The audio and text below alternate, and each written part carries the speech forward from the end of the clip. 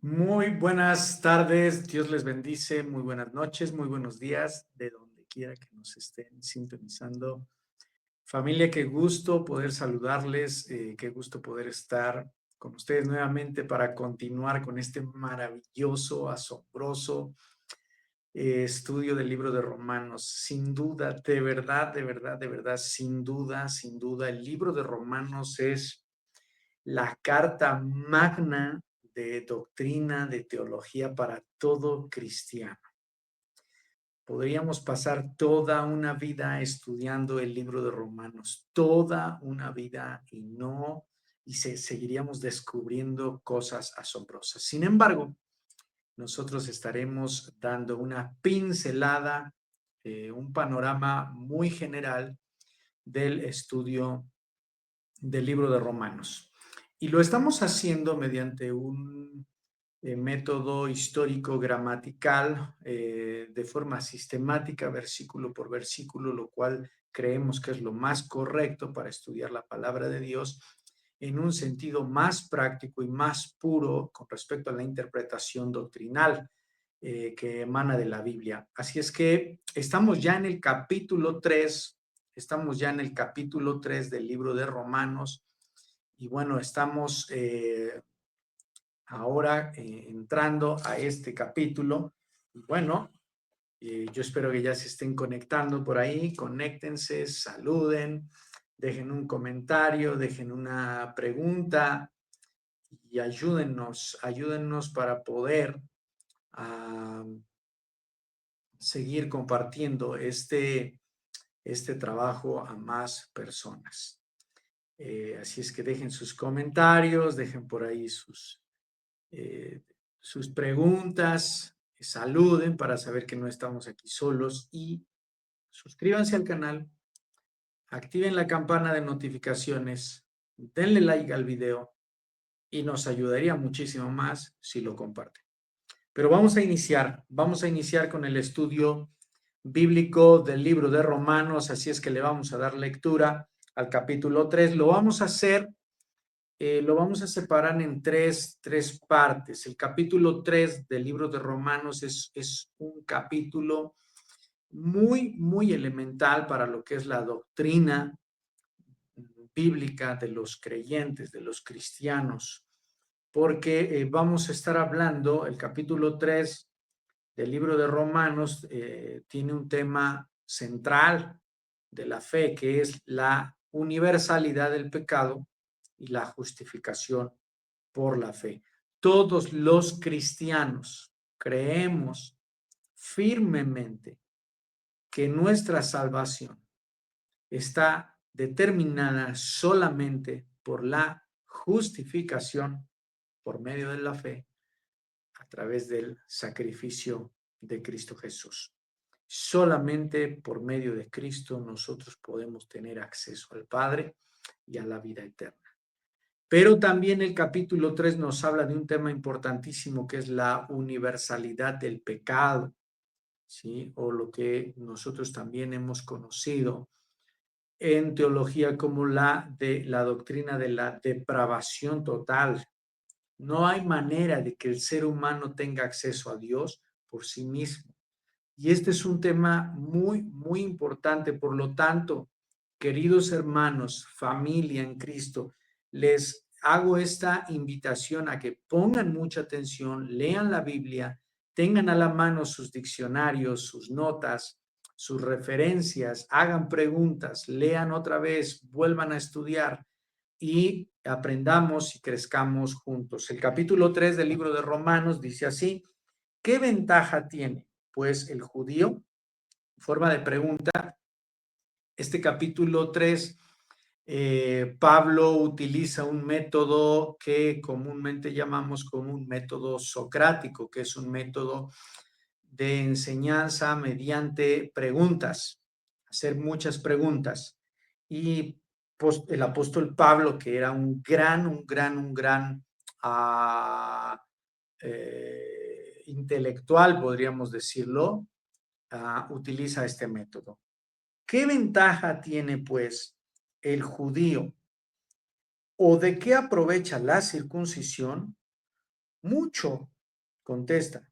En todas maneras, primero, ciertamente que les ha sido confiada la palabra de Dios. Otra vez pregunta, ¿pues qué? Si algunos de ellos han sido incrédulos, ¿su incredulidad habrá hecho nula la fidelidad de Dios? De ninguna manera. Antes bien, sea Dios veraz y todo hombre mentiroso, como está escrito, para que seas justificado en tus palabras y venzas cuando fueres juzgado. Y si nuestra injusticia hace resaltar la justicia de Dios, ¿qué diremos? ¿Será injusto Dios que da castigo? Hablo como hombre. En ninguna manera. De otro modo, ¿cómo juzgaría Dios al mundo? Pero si por mi mentira la verdad de Dios abundó para su gloria, ¿por qué aún soy juzgado como pecador? ¿Y por qué no decir, entre paréntesis, como se nos calumnia o como algunos cuya condenación es justa afirman que nosotros decimos, hagamos males para que vengan bienes? Le vamos a dejar ahí, vamos a dividirlo en tres partes. El capítulo 3 del libro de Romanos está dividido en tres partes, ¿sí? Tres partes que nosotros tenemos ahí. La primera parte, las ventajas, podríamos llamarle las ventajas o los privilegios del pueblo judío. Luego, la depravación total.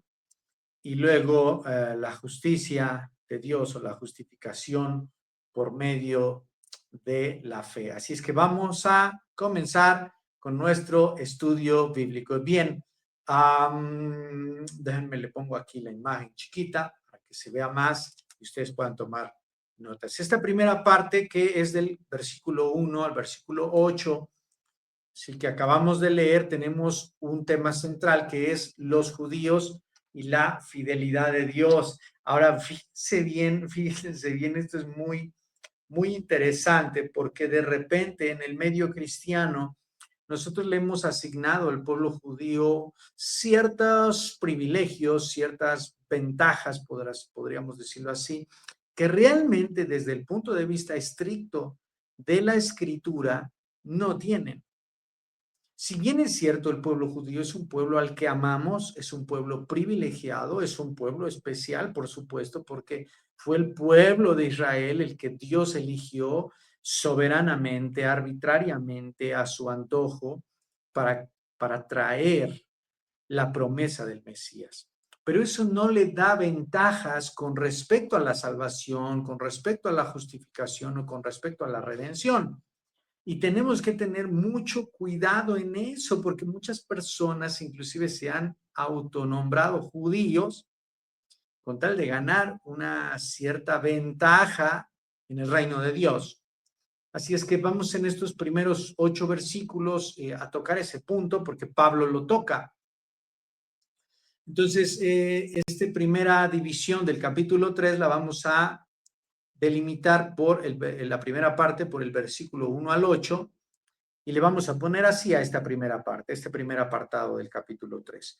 Los judíos y la fidelidad de Dios. Porque, ¿cuál es la ventaja que tiene el pueblo judío? ¿Por qué es especial el pueblo judío? ¿O hasta dónde es esta ventaja y este privilegio de ser judío? Porque entonces imagínense dónde quedan los mexicanos, dónde quedan los latinos, ¿verdad? Si solamente hay un privilegio judío que va más allá del propósito eterno de Dios.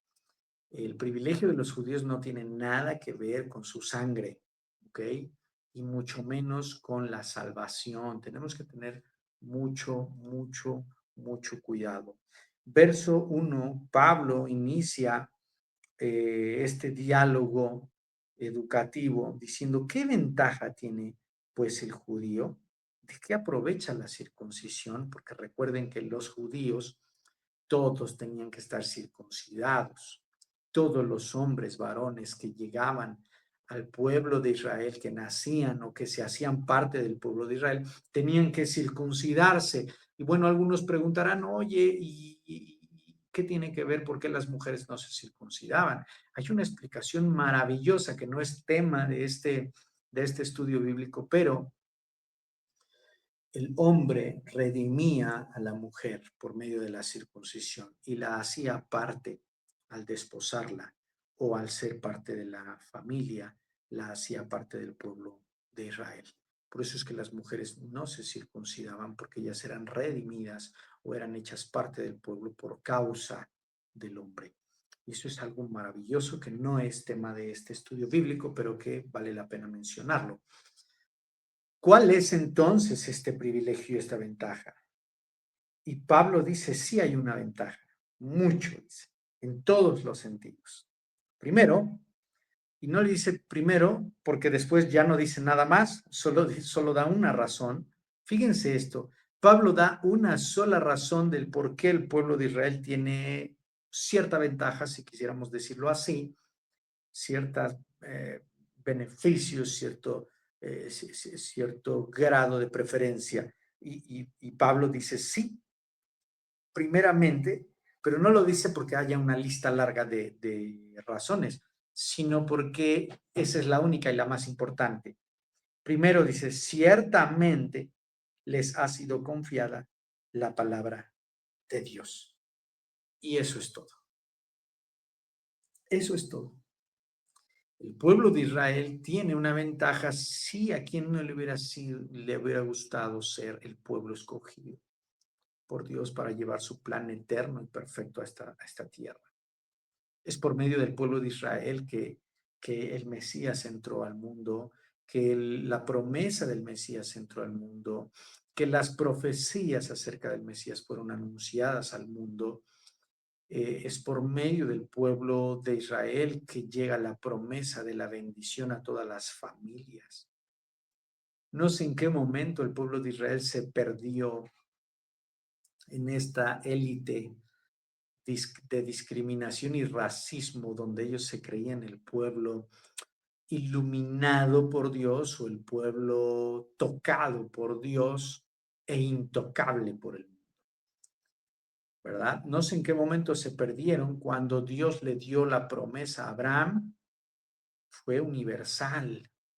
Dios le dijo a Abraham, por tu causa, por causa de ti, ¿sí? Van a ser benditas todas las familias de la tierra. Y si bien es cierto, Dios les da leyes en las que tienen que separarse del cananeo, del egipcio, pero no es por una razón de que sean tocados por Dios o que los pueblos son menos que los judíos. Era simplemente por una razón de santidad. Y lo vamos a ver más adelante, todo lo que el Antiguo Testamento nos vino a mostrar. Así es que la ventaja del pueblo de Israel se reduce, si lo queremos ver así para explicarlo de mejor manera, a solamente que fueron elegidos por Dios para que la palabra de Dios entrara a este mundo. No hay no hay un privilegio, ¿sí?, relacionado con la salvación, es decir, no van a ser salvos los judíos solamente porque son judíos. No van a ser salvos solamente porque son de la tribu de Judá o solamente porque Dios les dio a ellos la Torá, la ley, ya van a ser salvos. No. O no porque son judíos ya son santos. No. La única ventaja, privilegio que tiene el pueblo de Israel es que gracias al pueblo de Israel o por medio del pueblo de Israel, la palabra de Dios fue confiada para ser proclamada y pregonada al mundo entero. Eso es muy importante de mencionar, pero es la única razón que Pablo menciona. Pues dice el versículo 3, pues que si algunos de ellos han sido, pues que si algunos de ellos han sido incrédulos, su incredulidad habrá hecho nula la fidelidad de Dios. Entonces, tenemos un primer punto, versículo 1 y 2 del capítulo 3, el privilegio histórico de los judíos tiene que ver con que fueron elegidos soberanamente, no porque eran santos, no porque eran buenos, no porque eran especiales, de todas las naciones quise escogerte a ti. Y el Señor lo dice, ¿verdad? Se los dice a través de los profetas, no porque fueran ustedes santos, sino porque plació al Señor y quiso. Ustedes no eran nada, no eran nadie. Es más, no eran una nación, no tenían pueblo, no tenían bandera, no tenían nombre, pero a Dios le plació convertirlos en una nación. Entonces, el privilegio histórico no los pone en un pedestal o en una ventaja con respecto a la redención, con respecto a la salvación o con respecto a la elección para salvación. Ellos tienen un privilegio histórico porque gracias al pueblo de Israel la palabra de Dios fue confiada para ser pregonada en el mundo, porque fue por medio del pueblo de Israel, a través de los profetas, a través de los reyes, a través de los siervos de Dios, que las promesas del Mesías fueron esparcidas al mundo. Porque fue el pueblo de Israel que Dios eligió para mostrar su plan eterno de salvación. Ese es el privilegio histórico. Tenemos un primer punto. Segundo, Dios es fiel, inmutablemente fiel, le puse aquí. Dios es fiel, inmutablemente fiel. ¿Qué quiere decir eso? ¿Qué quiere decir eso de que Dios es fiel e inmutablemente fiel? Es decir, que su fidelidad no cambia, no cambia, no cambia. Él es fiel porque es su naturaleza y no hay nada externo que modifique la fidelidad de Dios. Eso es interesante, eso es muy importante. La fidelidad de Dios es por siempre y para siempre, desde la eternidad y hasta la eternidad, y además no cambia. Versículo 3. Dios es fiel, inmutablemente fiel, eso lo vemos en el verso 3 y 4. Pues qué, si algunos de ellos han sido incrédulos, su incredulidad habrá hecho nula la fidelidad de Dios. Verso 4, de ninguna manera, antes bien, sea Dios verdadero y todo hombre mentiroso, como está escrito, para que seas justificado en tus palabras y pensas cuando fueres juzgado. No solo la fidelidad de Dios es inmutable, sino que además hay una declaración ahí de Pablo que dice, Dios es verdadero y el ser humano es mentiroso. Entonces, no hay manera. Dios es fiel. Inicia diciendo el verso 3, pues qué, si algunos de ellos han sido... A ver, ¿fue incrédulo el pueblo de Israel? ¿Qué dicen ustedes? ¿Fue incrédulo? Pero claro que sí. Todo el tiempo fue incrédulo, fue infiel y fue idólatra. Miren, el pueblo de Israel acababa de llegar al monte de Sinaí, acababa de llegar. Moisés había tardado unos cuantos días de más y ya estaban ellos, habían hecho un becerro de oro. Y miren que un becerro de oro tiene muchísimo simbolismo. Pudieron haber hecho un ave, pudieron haber hecho un colibrí, pudieron haber hecho un conejo de oro, pero un becerro de oro tiene una connotación muy, muy, muy interesante. Los becerros tienen una historia, ¿sí? Desde Mesopotamia, ¿sí? Como dioses grandes, como dioses principales en las culturas mesopotámicas, las culturas de los cananeos, de los egipcios, de los babilonios. ¿Sí? Entonces, no es cualquier cosa que ellos hayan hecho un becerro de oro. Pudieron haber hecho cualquier cosa, pero no, hicieron un becerro de oro. Entonces, el pueblo de Israel fue infiel desde la creación. Eva acababa de ser creada, estaba enseñoreándose, estaba gobernando, estaba administrando el jardín del Edén, el lugar de la presencia de Dios, el hogar de la presencia de Dios, y fue infiel. Y a partir de ahí viene Caín y Abel, viene Noé, viene Abraham, viene el pueblo de Israel siempre ha sido infiel. Por eso el verso 3 dice, ¿y qué si algunos de ellos? Pues qué, si algunos de ellos han sido incrédulos, su incredulidad habrá hecho nula la fidelidad de Dios de ninguna manera. Antes bien, Dios es verdadero y todo hombre es mentiroso. El pueblo de Israel fue infiel. Aún así, Dios permanece fiel. El Mesías vino y vino de la tribu de Judá y vino también de una parte, de una línea de mujeres que no eran judías. Ajá. Rahab, la de Jericó. ¿Ok? Betsabé. Tenemos por ahí un historial, ¿sí? De esta historia de Noemí. Ajá. Entonces, que no era judía, recuerden ustedes.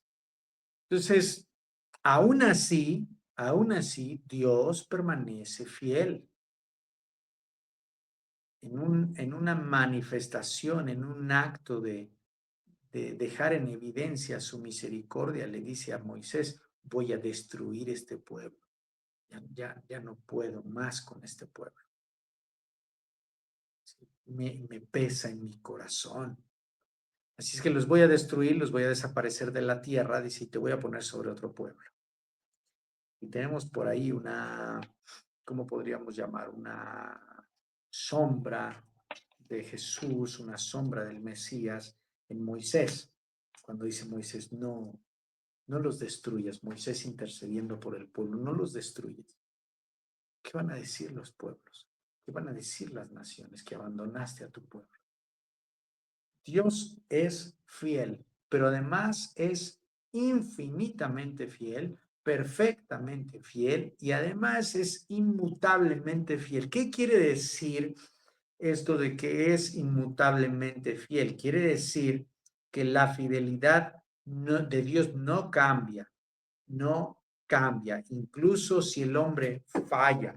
Quiero llevarlos al pasaje de Salmo 51, nada más como para recordar cómo es la fidelidad de Dios.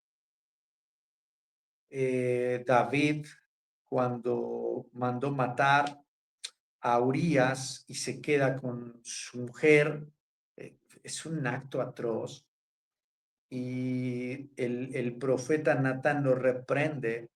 Inmediatamente David, en esta conciencia de pecado, dice en el Salmo 51, ten piedad de mí, oh Dios, conforme a tu misericordia, conforme a la multitud de tus piedades, borra mis rebeliones, lávame más y más de mi maldad, límpiame de mi pecado. Yo reconozco mis rebeliones, mi pecado está siempre delante de mí. Pongan atención, mi pecado siempre está delante de mí. Contra ti solo he pecado, he hecho lo malo delante de tus ojos, para que seas reconocido justo en tu palabra, tenido por puro en tu juicio. David apela a la justicia de Dios. David apela a la misericordia de Dios, pero sobre todo David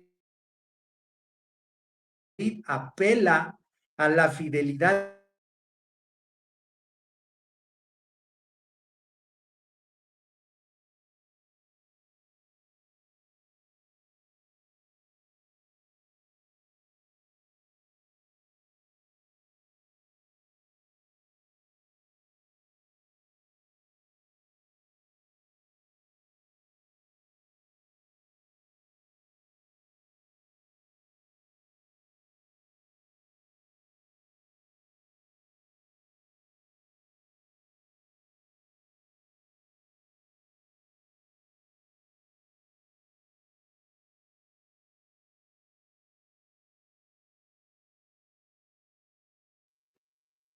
Entonces, este pasaje de Salmos es maravilloso porque nos muestra cómo David tenía conocimiento y además tenía certeza de la fidelidad de Dios y de cómo la fidelidad de Dios no cambia.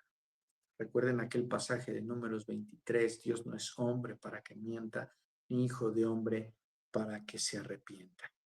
Dios es fiel y su fidelidad no cambia. La fidelidad de Dios no cambió porque el pueblo de Israel fue infiel. La fidelidad de Dios no cambia porque usted sea infiel. Por eso no quiere decir que vayamos por la vida siendo infieles con el Señor.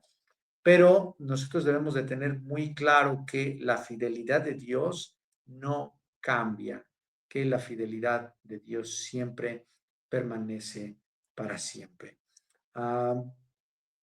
Luego dice el versículo 5 y 6, y si nuestra injusticia hace resaltar la justicia de Dios, ¿qué diremos? ¿Será injusto Dios que da castigo?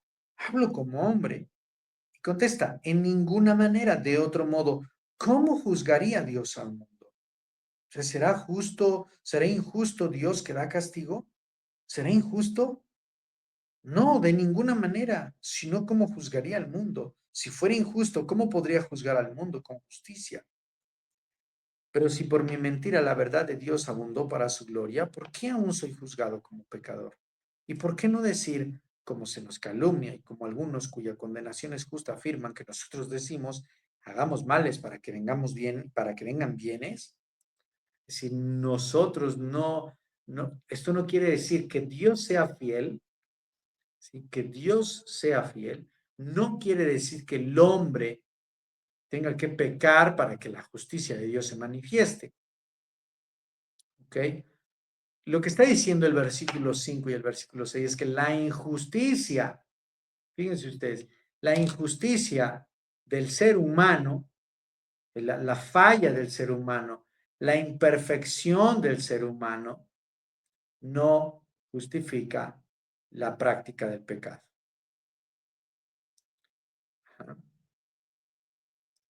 Pablo deja muy claro esta idea. Sí. Bueno, es que Dios es misericordia, es que Dios es bueno, es que Dios es fiel. Sí, Dios es fiel, pero a su palabra. Dios es verdadero a su palabra y Dios es justo. ¿Y qué quiere decir justicia? Darle a cada quien lo que merece.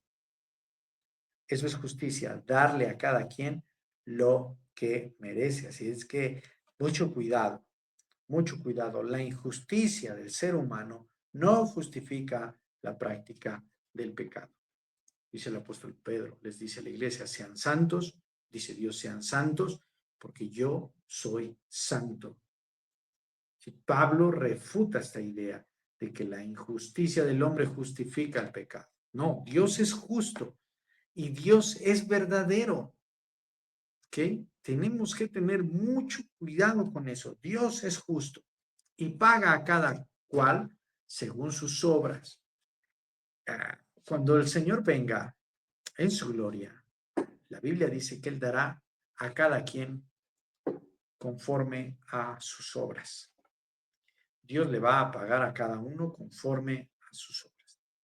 No os engañéis. Dios no puede ser burlado. Lo que el hombre siembra, eso también cosechará. La paga del pecado es muerte. Entonces, no se engañen. Mejor te hubiera sido ser frío y no tibio. Pero por cuanto eres tibio, te desecharé de mi boca. No eres caliente, tienes que ser caliente, hablando en términos de esta comparación. Pero por cuanto no eres caliente, sino tibio, ojalá fueras frío. Pues si fueras frío, la luz de Cristo te alumbraría.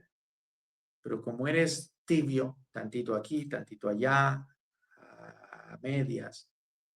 Escuché una frase recientemente que decía, no juegues con el diablo porque tarde o temprano te seguirá a casa. El pecado, la injusticia del hombre no justifica la práctica del pecado. Dios es fiel, pero es fiel a su palabra. Es fiel a Él, a su carácter, a su naturaleza, a su palabra, a sus promesas. Dios por ningún motivo puede pasar por alto el pecado de todos nosotros. Y de hecho, Cristo lo que viene a hacer Cristo no viene a hacer borrón y cuenta nueva. Lo que Cristo viene a hacer es a cumplir y pagar la deuda, porque la justicia de Dios exige un pago por el pecado. Pues Dios no viene a borrar la libreta y decir, aquí no pasó nada. No, sí pasó y estás muerto en tus delitos y pecados y mereces la muerte y estás condenado a la muerte y tienes que morir o alguien debe morir por ti. Porque yo no voy a pasar por alto el pecado. Y eso está en la Biblia. Así es que el versículo 5 y 6 nos pone de manifiesto que si nuestra injusticia hace resaltar la justicia de Dios, ¿qué diremos? ¿Será injusto Dios que da castigo? No, porque si no, ¿cómo podría juzgar al mundo si fuera un juez injusto o si fuera un juez débil? No, Él es un juez perfecto, verdadero, justo. ¿Sí? Él es juez, ¿sí? Verdadero y justo. La injusticia del hombre no justifica la práctica del pecado. Todo aquel que comete pecado debe morir. Y el que está en Cristo y que comete pecado debe apelar a la justicia de Dios, la justificación por medio de la fe a través de Cristo. Siguiente punto, versículos 7 y 8. Vamos avanzando. Versículos 7 y 8. Pero si por mi mentira la verdad de Dios abundó para su gloria, ¿por qué aún soy juzgado como pecador? ¿Y por qué no decir? Y pone entre paréntesis como se nos calumnia, o como algunos dicen, cuya condenación es justa, afirman que nosotros decimos. Hagamos males para que vengan bienes. ¿Qué es lo que nos está diciendo el versículo 7 y 8? El versículo 7 y 8 lo que está diciendo es que el juicio de Dios es perfecto, pero además el juicio de Dios es soberano. Dios es soberano. Es decir, Él hace lo que Él quiere. Esta idea de la soberanía de Dios tiene que ver con que Dios hace lo que le place. Ahora, eso que Dios hace y que le place tiene que ver con su naturaleza. Nunca va a ir en contra de su naturaleza. Y en este sentido, Dios es misericordioso, Dios es amor, Dios es justicia, Dios es misericordia y por lo tanto nunca va a ir en contra de su propia naturaleza.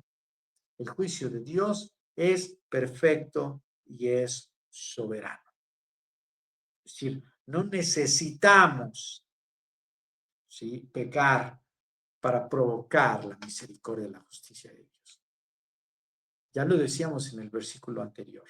La injusticia, el pecado, la maldad del ser humano, esta naturaleza pecaminosa del ser humano no justifica el pecado de ninguna manera. ¿Sale? No lo justifica. Qué maravilloso. El capítulo 3 de verdad es una joya. El capítulo 3 que estamos estudiando es una joya. A ver, todos los que están ahí conectados, Dios les bendiga muchísimo. Gracias, qué bueno que están conectados. No olviden poner sus comentarios, no se olviden de, ¿cómo se dice?, de hacer sus preguntas, de mandar saludos. No se olviden de dejar un like. Es importantísimo para nosotros que ustedes puedan dejar un like. Un like.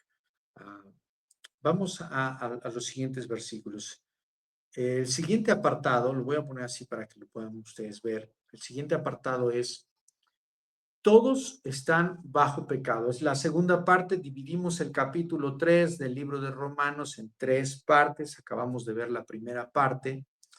Sí, la primera parte es, hablamos sobre los judíos, sus privilegios, qué tan privilegiados son los judíos, que a veces tenemos una mala idea con respecto al pueblo judío, y la fidelidad de Dios. Dios es fiel y no es fiel porque tú seas bueno o porque tú seas obediente. Él es fiel porque Él es fiel, porque es su naturaleza. Esta segunda parte del capítulo 3 es del versículo 9 al versículo 20. Ustedes pueden encontrar muchísimas más separaciones, muchas más clasificaciones, pero nosotros, para hacerlo más práctico, lo vamos a dividir en tres partes. Esta segunda parte es del versículo 9 al versículo 20 y tiene dos temas importantes. Pero son temas cruciales en la fe. Todo cristiano que conoce la palabra de Dios y que está viviendo una fe basada en la palabra de Dios, tiene que tener esto claro: la doctrina de la depravación total. A ver, familia, estoy hablando de los cristianos que aman al Señor con todo su corazón, que no son perfectos, pero que buscan crecer en una vida cristiana, en una vida de relación con Dios de manera correcta, es decir, de acuerdo a lo que realmente dice la palabra de Dios. Y la palabra de Dios dice que todos están bajo pecado. Todos los seres humanos están bajo el gobierno del pecado, están bajo el dominio del pecado, están bajo la naturaleza del pecado, son influenciados por el pecado, son atraídos por el pecado, y está en el ser humano, en todo ser humano, la depravación total. Versículos del 9 en adelante. 9 al 20 vamos a ver en este apartado, que son dos puntos importantes. Del 9 al 18 nos habla de la doctrina de la depravación total. Y del el 19 y 20 nos habla sobre la importancia de la ley. ¿Por qué es importante la ley si al final del día no sirvió? ¿Para qué los mandamientos? ¿Para qué los sacrificios si al final del día no sirvieron? Hay una razón. Muchas personas juzgan al Dios del Antiguo Testamento y se han levantado inclusive doctrinas y enseñanzas que afirman que el Dios del Antiguo Testamento es diferente al Cristo que vino a nacer en el pesebre, que es como que otro Dios. ¿Sí? ¿Por qué? Porque no han entendido lo que implica el Antiguo Testamento o el Antiguo Pacto. Entonces vamos a verlo conforme a la palabra de Dios. Versos 9 al 18. ¿Qué pues? Acuérdense que Pablo, el apóstol, está utilizando un método socrático, un método a través de preguntas y él mismo se contesta. Y inicia Pablo este apartado diciendo: ¿qué pues? ¿Somos nosotros mejores que ellos? ¿Mejores que quiénes? Mejores que los judíos. Tampoco es que seamos mejores que ellos. No, no se confundan. Yo personalmente creo que sí somos un poquito más consentidos, en el sentido de que nosotros ni siquiera éramos escogidos. Y Dios nos alcanzó con la gracia. Y en ese sentido, para decirlo un poco poético, yo creo que somos un poco más privilegiados. Pero es un decir nada más, como cuando uno está echando carrilla, ¿no? La verdad es que Pablo deja muy claro algo: en ninguna manera somos mejores que ellos, ni ellos son mejores que nosotros, en ninguna manera. Es decir, no tajantemente, no definitivamente. ¿Ok? ¿Qué pues? ¿Somos nosotros mejores que ellos? De ninguna manera. Pues ya hemos acusado a judíos y a gentiles que todos están bajo pecado. Como está escrito: no hay justo ni aún uno. No hay justo ni aún uno. Esto es muy interesante. No hay quien entienda, no hay quien busque a Dios. Todos se desviaron. Y cuando está hablando de todos, se está refiriendo al mundo entero. Todos se desviaron. Estoy leyendo el capítulo 3, el versículo 9 en adelante. Estoy en el verso 11. No hay quien entienda. No hay quien busque a Dios. Todos se desviaron. A una se hicieron inútiles. No hay quien haga lo bueno. No hay ni siquiera uno. Sepulcro abierto es su garganta. Con su lengua engañan. Veneno de áspides hay debajo de sus labios. Su boca está llena de maldición y de amargura. Sus pies se apresuran para derramar sangre.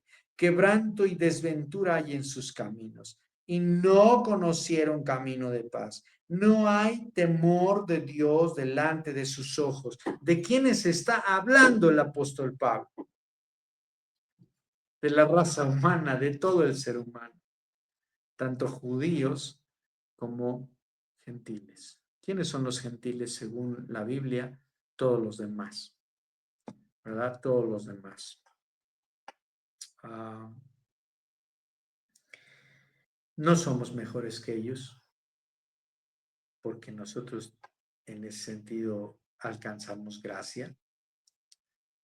No son mejores que ellos porque fueron el pueblo elegido por Dios y que trajo la ley o que fueron portadores de la palabra de Dios. No son mejores que nosotros y no somos mejores que ellos porque todos se desviaron y se hicieron inútiles. ¿Y qué es esto de inútiles? Argeio, ¿sí? Arruinar o estropear o hacerse inservible. Y esta palabra de inútiles, esta palabra del griego argear, se utilizaba mucho para referirse a la leche que se echaba a perder.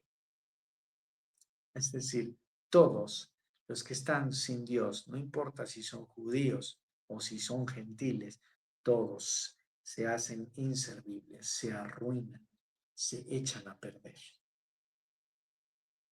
Porque no hay justo ni uno solo.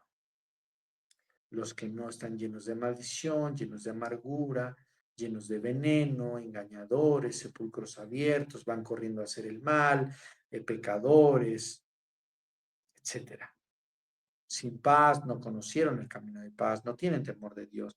Todos, todos, judíos y gentiles. No hay justo ni a uno. Versículos 9 al 18 nos deja muy en claro el apóstol Pablo. ¿Somos mejores que ellos? No. ¿Somos mejores porque nacimos en el tiempo de la gracia? No. ¿Son mejores ellos que nosotros porque fueron el pueblo elegido, que tuvo la ley, la Torah? No. En ninguna manera. No hay justo ni uno. Esto es lo que nosotros llamamos en la doctrina básica de los cristianos, la doctrina de la depravación total. La doctrina de la depravación total en concreto dice que no hay ningún ser humano, ninguno, que por sí solo, que por los méritos propios tenga la capacidad, tenga la cualidad o tenga el poder de acercarse a Dios. Eso es lo que dice la doctrina de la depravación total. No hay nadie, ni en el pasado, ni en el presente, ni en el futuro, que tenga la capacidad, la pureza por sí solo de poder acercarse a Dios. ¿Por qué? Porque está caído. Esta es la doctrina de la depravación total. La doctrina de la depravación total dice que todos están destituidos de la gloria de Dios. Y esta doctrina o esta enseñanza de la depravación total está a lo largo de toda la escritura, inclusive en el Antiguo Testamento. Es por la misericordia de Dios, dice el libro de Lamentaciones, que no hemos sido consumidos, porque nunca decayeron sus misericordias nuevas, son cada mañana. Grande es tu fidelidad, es decir, de nosotros mismos no podemos, pero es tu misericordia, es tu fidelidad, es por tu gracia que no hemos sido consumidos.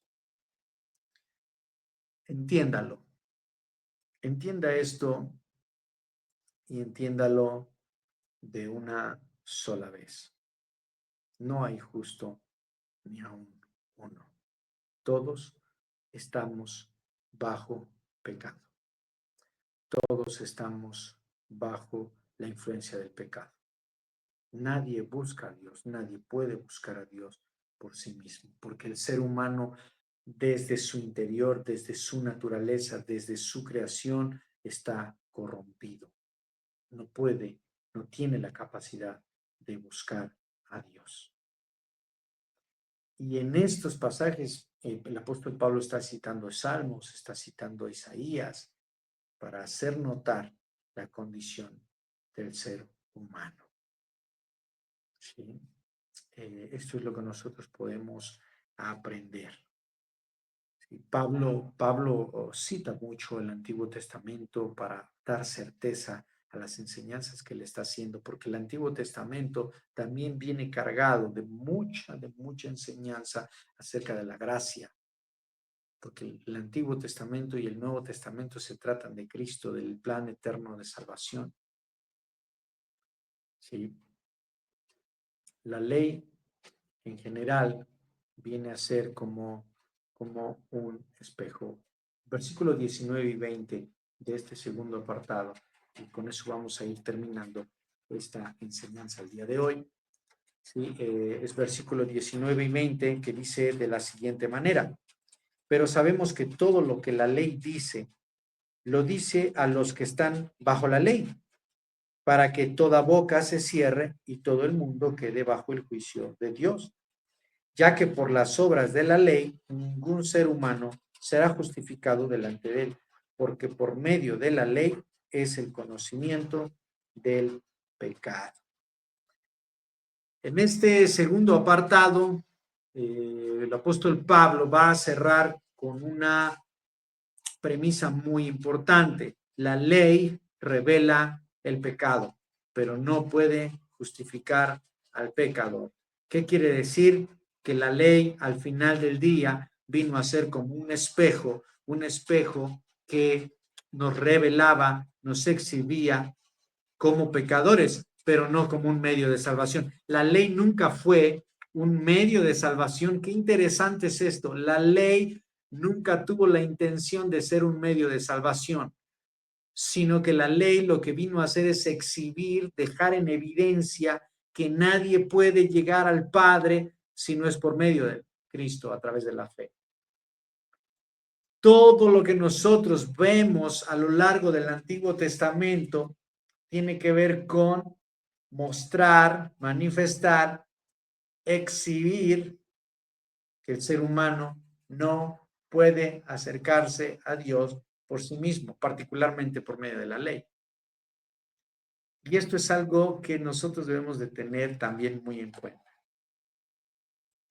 No, es que muchos dicen, no, es que no estamos bajo la ley, estamos bajo la gracia. Sí, es correcto, pero lo dicen como invalidando la ley. La ley está vigente. La ley nunca quedó abolida. Ojo, la ley, Dios no vino a quitar la ley. Dios no vino a eliminar, hoy no, como la ley no funcionó, me equivoqué, pues la voy a quitar y voy a implementar un nuevo método. No, Él vino a cumplir la ley, ¿sí? A confirmar la ley como un espejo, como un manifiesto de que nadie puede acercarse a Dios. Nadie, sino solamente por medio de la fe en Cristo Jesús. En este sentido, si no hay justo ni a uno, si no hay justo ni a uno, ahí mismo más adelante en el verso 23, todos pecaron, están destituidos de la gloria de Dios. La paga del pecado es muerte, mas la dádiva de Dios es vida eterna en Cristo Jesús. Aquellos que no están en Dios, están sin Dios, están en muerte, están condenados. Por lo tanto, todos los seres humanos necesitamos salvación. Si pudiéramos cerrar esta enseñanza el día de hoy, podríamos decir, todos los seres humanos necesitamos ser salvados. ¿Por qué? Porque no hay justo ni aun uno. No hay nadie que haga el bien. ¿Sí? Y la justicia del hombre, por más justa que sea, no le llega ni a los talones a la justicia de Dios. No puede satisfacer los deseos o los estándares del cielo. El estándar del cielo, Dios nos puso, Dios pone el estándar. Y el estándar del cielo es altísimo. El estándar del cielo es nadie puede cumplir los estándares de Dios. No hay quien pueda. ¿Ok? No hay quien pueda. En este sentido, todos necesitamos salvación y los seres humanos, por más justos que sean, por más buenos que sean, no alcanzan a cumplir los estándares del cielo. Porque para el cielo no hay justo ni uno. como decía en el versículo 2, me parece que es el verso 2 o el verso 3, ¿sí? Dios, en verso 4, perdón, Dios es verdadero y todo hombre es mentiroso. Punto. Ese es, así lo dice Dios, así lo ve Dios. Entonces, no hay manera. Entonces, todos necesitamos salvación. ¿Ok? Todos necesitamos salvación y todos necesitamos la justicia de Dios, porque la justicia nuestra no alcanza. No alcanza. Nuestras mejores obras son como trapos de inmundicia. Estamos llegando al final de esta primera parte del capítulo 3 del libro de Romanos. Les hago la invitación, de verdad les hago la invitación muy cordial, ¿sí? A que lean su Biblia, revisen sus apuntes, chequen sus diccionarios, vean las traducciones de las palabras, vean el sentido de la enseñanza, no se dejen llevar por falsas enseñanzas, por falsas doctrinas, apelen a lo que la Biblia dice, a lo que la Biblia enseña y vamos a crecer muchísimo en la fe de Jesús. Queridos hermanos, que Dios les bendiga mucho, que Dios les guarde. Nos vemos en el siguiente episodio de nuestro estudio bíblico del libro de Romanos. Que el Señor les guarde, que el Señor les bendiga y nos vemos la próxima.